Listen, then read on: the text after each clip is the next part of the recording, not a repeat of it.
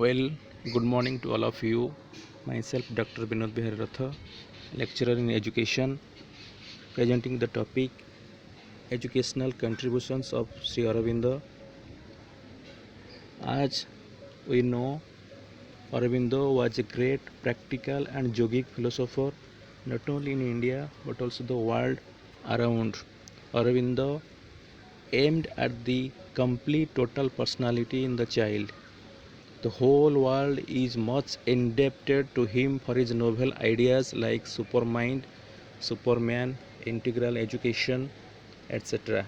Before highlighting his contributions of education, just a brief life sketch of Sri Aurobindo. Sri Aurobindo was born in Calcutta on 15th August in the year 1972. At the age of 7, he went to England and lived there for 14 years. He has tremendous command over foreign languages like Latin, Greek, French, German, Italian and Spanish languages. He was a brilliant student and passed Indian civil services. He returned to India in 1893 and joined in Baroda College as lecturer. He has tremendous command over native languages also like Sanskrit, Marathi, Gujarati and Bengali. He started yoga in the year 1904 and in the year 1905 he joined political movement. He started the journal named Vande Mataram. He was arrested in the year 1908 and remained in jail for a year. In the year 1910 he went to Pondicherry and started Sri Aurobindo Ashrama. He spent the rest of his life in ashram doing yoga, sadhana, meditation for spiritual growth and development. Aurobindo then transformed from a politician to a complete philosopher. He preached to the world his philosophy of dharma, spiritual growth, brahmacharya, yoga and educational ideology. At last, he died in the year 1950. Then we start his philosophy of education. Aurobindo's philosophy of education was based on spiritual penance, practice of yoga and brahmacharya. He was a complete brahmacharya. According to him, a teacher's main instrument is his mind or conscience. Mind has four layers, namely chitta, manasa, buddhi, and lastly supranormal faculties. Chitta is the lower level and is the storehouse of memory.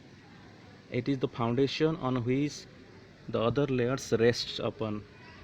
Passive memory is automatic and needs no training. Manasa is the mind whose function is to receive the images through senses, as senses is the gateways of knowledge and translate them into thought sensation. Buddhi, otherwise known as intelligence or intellect, is the third layer and is the real instrument of thought. Lastly, the highest layer is supranormal faculties. This is the fourth layer of mind or a direct vision of knowledge which can make a man a prophet of truth. Then concept of education according to Sri Aurobindo. According to him, real education, the true education is that which provides a free and creative mental, moral and aesthetic sense, finally leads to the development of spiritual powers. Education should be in accordance with the needs of our modern complex life.